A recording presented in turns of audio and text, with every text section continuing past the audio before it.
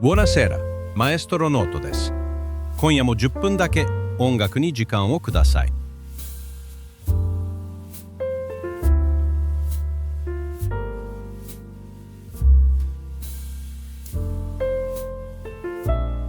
ここジェノバは海の町です。港には毎朝新鮮な魚介が水揚げされ、街角ではバジルとオリーブオイル、松の実とペコリーノチーズで作るあの有名なジェノベーゼソースの香りが漂います。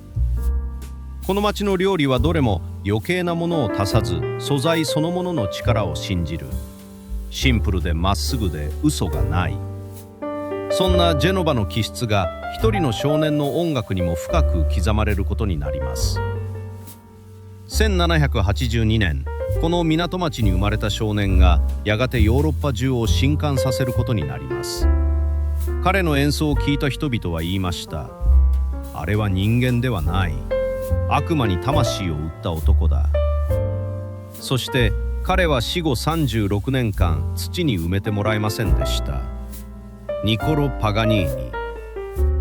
しかしその伝説の裏には病に苦しみ孤独に耐え、ただひたすらにバイオリンの限界へ挑み続けた一人の人間の姿がありました。今夜はその真実の人生を一緒にたどっていきましょう。Apriamo il sipario。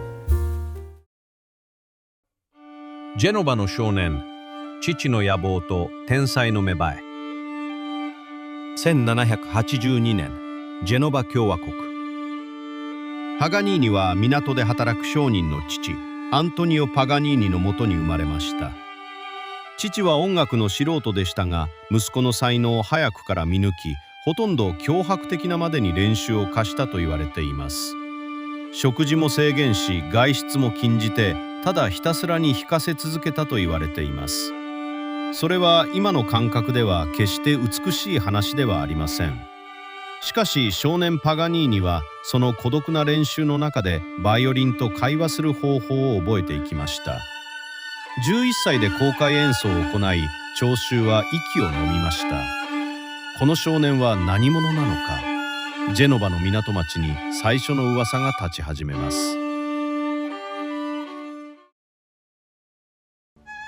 悪魔の噂、人間離れした演奏の正体。19世紀初頭のヨーロッパ、パガニーニのコンサートは現代で言えばロックコンサートそのものでした。黒いマントを翻し、青白い顔で舞台に立ち、異様に長い指が弦の上を駆け抜ける。演奏が始まると観客は泣き崩れ、失神する者まで現れたと言われています。こんな伝説が残っています。演奏の途中、バイオリンの弦が1本切れました。続けて2本目が切れました。3本目も切れました。それでも彼は演奏を止めませんでした。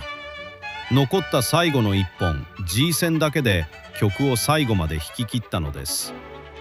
あれは人間の技ではない。足元に悪魔の影が見えた。そんな声がまことしやかにささやかれました。当時の人々にとって一本の弦から複数の音が同時に鳴ることは物理的にありえない現象でした。だからこそ人々は悪魔との契約という言葉にすがるしかなかったのです。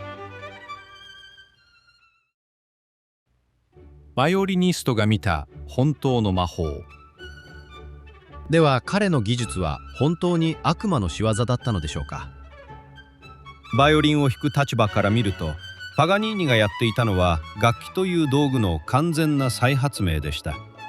左手で弦を弾く左手ピッツィカート、弓を高速で跳ねさせるリコシェ、ガラスのように透明な音を生むフラジオレット。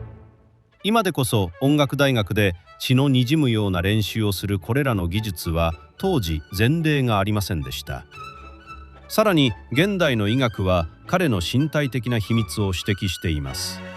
関節が常人よりも柔らかく動く結合組織の病気だった可能性があると言われています。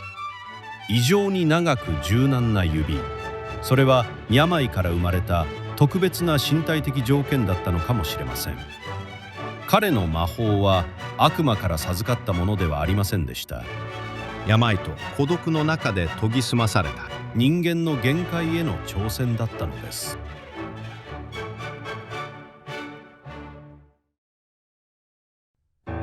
栄光と宝刀、天才の影。演奏で莫大な富を手にしたパガニーニは、その富を賭博と恋愛に費やしました。一晩で財産を失い、各地の女性との噂が絶えない。その姿もまた悪魔との契約という物語を人々の中で完成させていきました。しかし彼にはもう一つの顔がありました。晩年、彼は一人の息子を溺愛しました。喉の病気で声を失った後も、パガニーニは紙に言葉を書き、息子と筆談で会話し続けたと言われています。ヨーロッパ中を熱狂させた男が声も出せないまま愛する子供に文字を綴る。その姿に伝説の裏にいた人間の温度を感じます。時代の終わり、そして孤独な最後。1830年代、時代の流れは変わり始めます。パガニーニの演奏スタイルは次第に見せ物的すぎると批判されるようになりました。健康も限界でした。梅毒、結核、そして喉の病。彼の体は長年の酷使に蝕まれていました。再起をかけ、パガニーニはニースへ向かいます。しかし1840年、彼はそのまま57歳でこの世を去りました。そして悲劇は死後も続きます。生前の悪魔の噂を理由に、教会はカトリック墓地への埋葬を拒否しました。息子アキッレが教会に埋葬を嘆願し続ける間、防腐処理された遺体は置いてもらえる場所を転々としました。自宅の地下室、廃病院、時にはオリーブオイル工場にまで運ばれたと言われています。彼がようやく土の中で眠りにつけたのは死から36年後のことでした。天才の孤独は生きている間だけでは終わらなかったのです。パガニーニが残したもの、音楽史を変えた遺産。パガニーニが残した24のカプリースは、今も世界中のバイオリニストにとって頂上の見えない美しく険しい山です。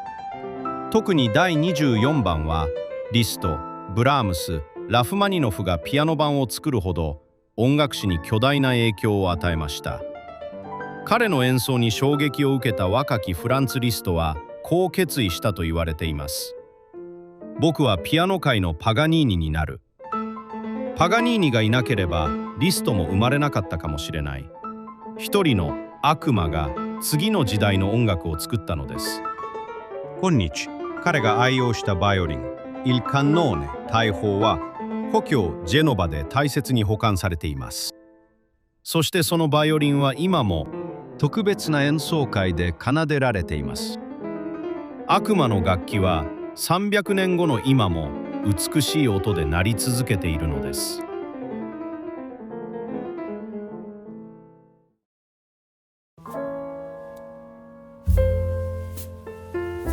悪魔と呼ばれた男は実は誰よりも孤独に音楽と向き合い続けた人間でした。彼が残したのは伝説でも呪いでもありません。バイオリンという楽器の新しい地平線です。次に24のカプリースを聴くとき、その音の奥にジェノバの港で弦を弾き続けた少年の姿を思い出してみてください。